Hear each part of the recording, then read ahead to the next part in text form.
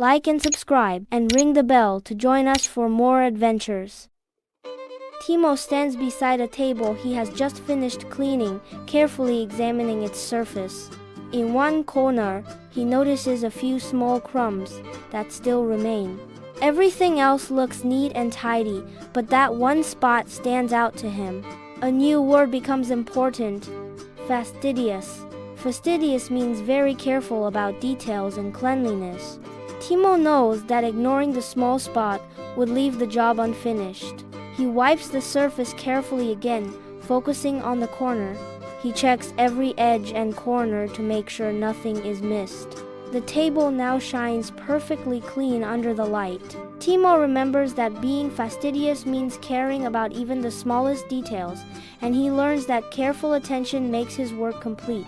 For more cartoon stories and advanced English vocabulary, and to build the skills you need for exam success, visit vocabcartoons.com. Cartoons, quizzes, and games that help you learn fast. Start free.